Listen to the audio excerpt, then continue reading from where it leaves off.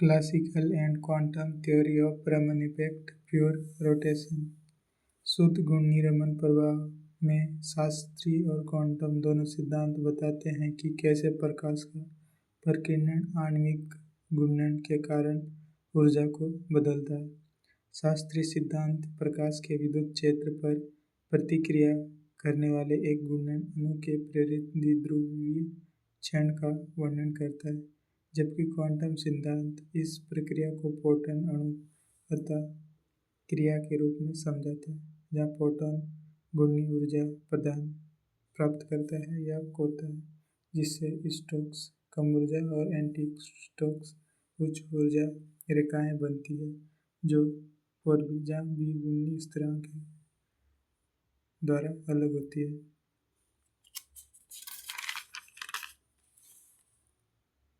शास्त्रीय सिद्धांत प्रेरित द्विध्रुव आघूर्ण। शास्त्रीय सिद्धांत इस विचार से शुरू होता है कि आपतित प्रकाश का विद्युत क्षेत्र अणु में एक अस्थायी द्विध्रुव क्षण उत्पन्न करता है।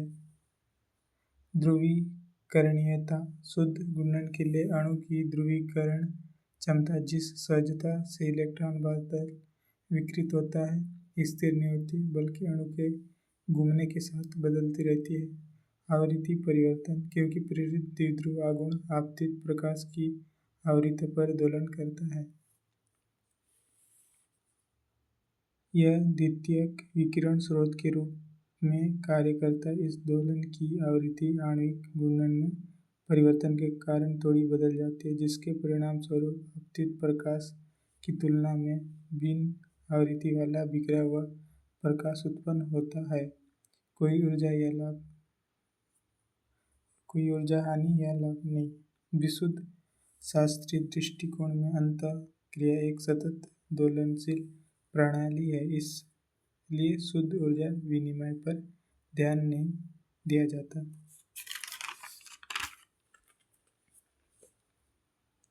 क्वांटम सिद्धांत फोटॉन अणु अंतःक्रिया। क्वांटम सिद्धांत इस अंतःक्रिया को फोटॉन अणु टकराव के रूप में मानता है, जिसमें अणु की घूर्णन अवस्थाओं के असतत ऊर्जा स्तर शामिल होते हैं।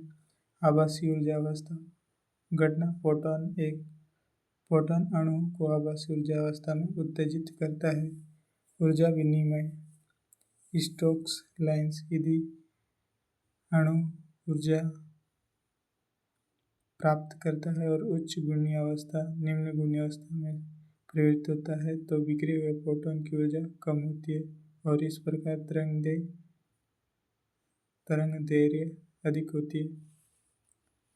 एंटी स्टोक लाइन यदि उत्तेजित अवस्था में अणु फोटॉन को ऊर्जा देता है तथा निम्न घूर्णन अवस्था में परिवर्तित होता है, तो बिखरे हुए फोटॉन की ऊर्जा अधिक होती है तथा तरंगदैर्घ्य भी कम होता है। चयन नियम शुद्ध घूर्णी रमन के लिए चयन नियम यह निर्धारित करता है कि घूर्णी क्वांटम संख्या J में परिवर्तन डेल J बराबर +2 होना चाहिए। वर्णक्रमीय रिक्ति क्रमागत घूर्णन स्तरों के बीच ऊर्जा का अंतर घूर्णी स्थिरांक V से संबंधित है। इसके परिणाम स्वरूप स्टोक्स और एंटी-स्टोक्स रेखाएं 4B द्वारा अलग हो जाती है, जो अणु की घूर्णी ऊर्जा संरचना के बारे में जानकारी प्रदान करती है।